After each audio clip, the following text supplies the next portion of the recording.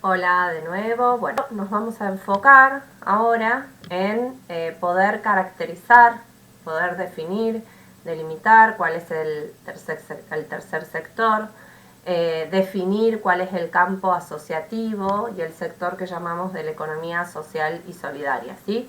Como para que puedan clarificar cuáles son las características y cuáles son las organizaciones que ubicamos dentro de este sector, ¿sí? Para esta parte de la clase, después vean bien en el programa, de todos modos lo indicamos en la sección escrita de la clase, tienen que guiarse por el texto de Jorge Bragulat. Pero aquí les traemos una pequeña introducción de otros autores, Reuter y Bombal, que caracterizan al sector sin fines de lucro o tercer sector en función de las características de estas organizaciones, ¿no? En función, perdón, de las características que forman parte de este sector, que básicamente podemos sintetizarlas en que son organizaciones estructuradas, es decir, que tienen cierto grado de formalidad y permanencia en el tiempo. No es indispensable, ¿sí?, que tengan personería jurídica, aunque en su mayoría lo tienen. Son del ámbito privado, recuerdan la clasificación final que hicimos en la parte anterior, que están las organizaciones del Estado, ¿sí?, las públicas, y las privadas, que dentro de las privadas están las que tienen fines de lucro, es decir, que su fin principal es económico, si es generar una ganancia, y están las privadas, ¿sí?, que no son del Estado, son privadas, pero de este tercer sector que no tiene fines de lucro, ¿sí?, como dice ahí en los rasgos más adelante. Entonces, están autogobernadas, ¿sí?, es decir, tienen la capacidad de manejar sus propias actividades y de elegir de manera participativa sus autoridades. Este punto esencial, que son no lucrativas, ¿sí?, es decir, pueden tener, por supuesto, ingresos económicos, pero no es el fin específico la acumulación de ganancia y el lucro, ¿sí? Puede haber excedentes que en general se reinvierten en la misma organización y en algunos casos, como por ejemplo las cooperativas de trabajo, se redistribuyen entre sus integrantes, ¿sí? Son voluntarias, ¿sí?, otro rasgo fundamental, es decir, tienen libre adhesión, ¿sí? Esto como para ir introduciendo. Entonces, ¿cuáles son las organizaciones que se pueden ubicar dentro de este gran campo del tercer sector o de las organizaciones sin fines de lucro? Las asociaciones civiles, ¿sí? Asociaciones civiles sin fines de lucro. ¿Y qué ejemplos podemos mencionar? Las cooperadoras escolares o cooperadoras de hospitales, ¿sí?, los clubes, sociedades de fomento, las bibliotecas populares, que son tan importantes en nuestro país, otro tipo de asociaciones como academias o centros de investigación, organizaciones de fomento, organizaciones de base, ¿sí? Todas estas que mencioné son ejemplos de asociaciones civiles. Luego tenemos las fundaciones, ¿sí?, que pueden ser políticas, culturales, educativas, etcétera, ¿sí?, todo tipo de fundaciones. Este ejemplo, ahí hago un asterisco, y que las fundaciones se diferencian un poco de las otras que no están gestionadas de manera tan democrática como las otras, ¿sí? Es decir, en general hay una persona o una empresa que crea una fundación y se va a gestionar en función de esta persona que cree la fundación, ¿sí? Están las mutuales, ¿sí?, que pueden ser de previsión social, de crédito, de vivienda. En Chubut tenemos muchos ejemplos, el mutualismo es muy fuerte en nuestra provincia. Luego tenemos las cooperativas, ¿sí?, que hay distintos tipos de cooperativas, están las de trabajo, agropecuarias, de servicios públicos, que también acá tenemos muchos ejemplos. Luego están las obras sociales, sí, que pueden ser sindicales o de personal de dirección, etcétera. Los sindicatos, sí, que pueden ser por rama de actividad o por empresa. Todas estas organizaciones forman parte de lo que es el gran sector que se llama tercer sector, ¿sí? Dentro del tercer sector reconocemos lo que es el campo de la economía social y solidaria, que se puede llamar, y hay muchísimas corrientes que no nos vamos a meter porque no es objetivo ni de esta clase ni de la materia en general, pero van a escuchar que existen distintas denominaciones, ¿sí?, de este campo: economía social a secas, economía popular, economía comunitaria, economía solidaria. Tienen rasgos comunes, ¿sí?, pero algunas tienen como singularidades o ponen el foco en alguna cuestión en particular. Desde la cátedra pensamos en definir este sector como el sector de la economía social y solidaria, ¿sí? ¿Y qué incorporamos dentro de este gran campo asociativo de economía social y solidaria? Nos referimos a prácticas concretas, ¿sí?, que muchas organizaciones y emprendimientos desarrollan como una alternativa a la forma de organización económica hegemónica, ¿sí?, a la forma de gestión económica capitalista, ¿sí? Entonces, son un conjunto de prácticas laborales, productivas, de intercambio, de consumo, ¿sí?, que se caracterizan fuertemente por el carácter asociativo, ¿sí?, colectivo, que a diferencia de la economía capitalista no tienen como fin especial y primordial la maximización de la ganancia, ¿sí?, sino que el objetivo primordial es mejorar la calidad de vida de todas sus personas, integrantes, digamos, o de la comunidad, en base a un desarrollo social justo e incluyente, ¿sí?, y en armonía con el medio ambiente. ¿Cómo podemos definir a los actores o a las organizaciones que se encuentran comprendidos dentro de este campo de la economía social y solidaria?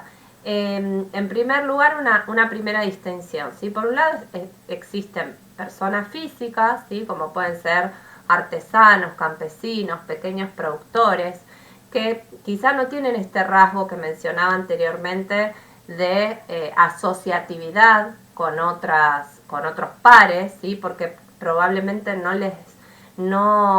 llegan a una escala de la actividad que les permita asociarse, pero sí coincide, y por eso de alguna manera las incorporamos dentro de este gran campo, porque lo que procuran es la reproducción de sus vidas, ¿sí? No tienen personal en relación de dependencia, no buscan la acumulación de la ganancia, sino básicamente poder generarse su sustento y reproducir sus condiciones de vida, ¿sí?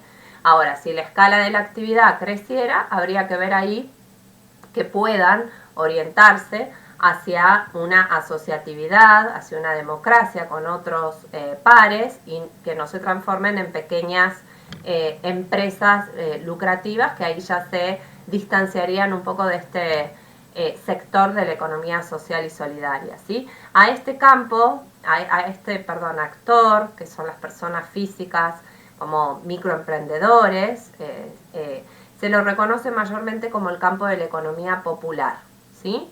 Luego están las experiencias colectivas, que en general, digamos, tienen en común que buscan el interés general, ¿sí?, el bien común, y allí encontramos como una subdivisión entre aquellos grupos que cuentan con personería jurídica, están bien formalizados, y otros los que llamamos grupos asociativos legitimados, que no tienen quizá una personería jurídica específica. Las primeras, estas experiencias colectivas con personería jurídica, allí ubicamos, como decía en el primer cuadro, a las cooperativas, que hay de distinto tipo, ¿sí? Acá tenemos ejemplos de cooperativas de servicios públicos, cooperativas agropecuarias, cooperativas de trabajo que realizan distinto tipo de actividades.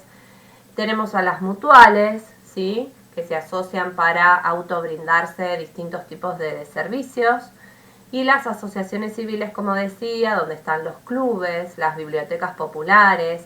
Seguramente son parte o conocen varios ejemplos de este tipo de organizaciones que estoy comentando acá. Por otro lado, los grupos asociativos legitimados, ¿sí?, que tienen un menor grado de formalidad, y ahí podemos reconocer a los movimientos sociales, organizaciones típicas del campo popular, ¿sí?, iniciativas de comercio justo o ferias y mercados solidarios.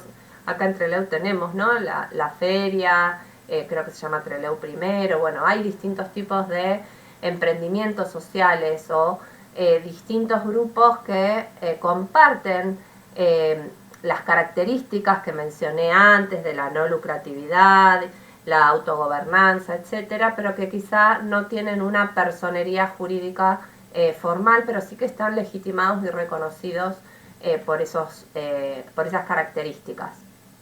Entonces, algunos rasgos comunes de estas organizaciones es que participan, ya sea en procesos de producción, de distribución, financiamiento o consumo, a través de la reciprocidad, ¿sí? De la ayuda mutua. No tienen fines de lucro, ¿sí? Como dice ahí, ausencia de finalidad de lucro. Quienes se asocian en estas organizaciones, las personas, no los capitales, ¿sí? En una empresa privada lucrativa, como veíamos en la última parte de la sección anterior de esta clase, quienes se asocian son capitales, es decir, que si una persona aporta el 51%, va a ser quien determine, quien tenga mayor voto y poder de decisión en esa empresa. En cambio, cuando se asocian personas, quienes deciden y quienes tienen, digamos, el poder de decidir el rumbo de la organización son justamente todas las personas en igualdad de condiciones, independientemente del capital que hayan aportado, ¿sí? Entonces, en este tipo de asociaciones, de colectivos, de organizaciones, hay una construcción de vínculos y modos de socialización que de alguna manera los identificamos como contrahegemónicos y contraculturales en relación a esta cultura más individualista que promueve de alguna manera el sistema capitalista, ¿no? Y por último, esta cuestión de la gestión eficiente, colectiva y solidaria. Ahora vamos a ver un poco todos estos rasgos. En relación al primer punto, y como decía antes, vamos a pasar rápidamente esto, reconocemos entonces las cooperativas de trabajo y cooperativas de provisión que organizan la producción, organizan el trabajo y la distribución de un modo cooperativo, ¿sí? Por ejemplo, vamos a ver en alguna clase más adelante lo que son cooperativas de trabajo de personas cuidadoras o de personas acompañantes, ¿sí? Luego cooperativas de consumo o iniciativas de comercio justo, ¿sí? Que acceden, por ejemplo, a través de compras colectivas a un conjunto de bienes y servicios, ¿sí? En condiciones mejores de precio y de calidad, ¿sí? Luego las mutuales y asociaciones civiles, accediendo a servicios cuya demanda se construye en relación a las necesidades, ¿sí? Ya sean sociales, educativas, culturales, recreativas, deportivas, de la comunidad y no en relación a su rentabilidad, ¿sí? Y por último, mutuales, bancos cooperativos o cooperativas de crédito que acceden a servicios de financiamiento y de ahorro en forma colectiva, ¿sí? Entonces acá esto, ¿no? Indicamos distintos ejemplos de organizaciones del campo asociativo, con personería jurídica la mayoría, que participan en estas distintas áreas de la economía, ¿no? En la producción, en la distribución, en el financiamiento o en el consumo, pero todas ellas a través de una lógica de reciprocidad, ¿sí? De ayuda mutua. Bien, en relación al segundo punto, ausencia de finalidad de lucro, ya un poco lo veníamos diciendo, las organizaciones de este campo no buscan obtener una ganancia producto de la explotación del trabajo ajeno. Si esto significa, por ejemplo, si lo vemos en su contracara, en una empresa privada, típicamente capitalista, con fin de lucro, hay un empleador o una empleadora que toma personal en relación de dependencia, pueden estar en muy buenas condiciones, lo que fuera, pero ahí hay una ganancia extra para quien es dueño de esa empresa, ¿sí? Esto no es lo que sucede en las cooperativas, en las mutuales y en esas otras organizaciones de este campo asociativo. Como decíamos, sí pueden generar excedentes, pero en general se reinvierten y se aplican a diferentes proyectos, ¿sí? Por ejemplo, a mejorar la calidad de vida de sus integrantes, ampliar o mejorar los servicios, ¿sí? a mejorar las sedes sociales, pensemos por ejemplo en los clubes, en las bibliotecas populares, a conformar federaciones o confederaciones, ¿sí? A reinvertir excedentes para generar una integración mayor con otros pares. Bueno, proyectos como incorporar tecnología, garantizar retiros estables a sus integrantes en un futuro, etc. Entonces, sintéticamente, se destinen a reinvertirlos o bien a distribuirlos entre sus integrantes, en algunos casos en los que se puede, una vez, por supuesto, que se hayan descontado los costos de la actividad, ¿sí? Y apartadas las reservas necesarias. El tercer punto decíamos que eran asociaciones de personas, no de capitales, ¿sí? Entonces esto implica que cada integrante va a tener el mismo derecho a elegir y a ser elegido, ¿sí? Para administrar la organización, independientemente de la magnitud de ese aporte. O sea, si una persona aporta más capital o hace más años que está en la organización, va a tener la misma posibilidad, el mismo derecho y la misma obligación de participación y de voto que alguien que haya aportado diferente. Entonces, el capital económico nunca va a ser un factor de desigualdad en estas organizaciones. Entonces, hay acá claramente una potencia de la horizontalidad, ¿sí? ¿Por qué? Porque se articulan personas, ¿sí? Proyectos para buscar intereses comunes y se diferencian entonces de una organización jerárquica de cualquier empresa, ya sea privada, lucrativa o estatal también, ¿sí?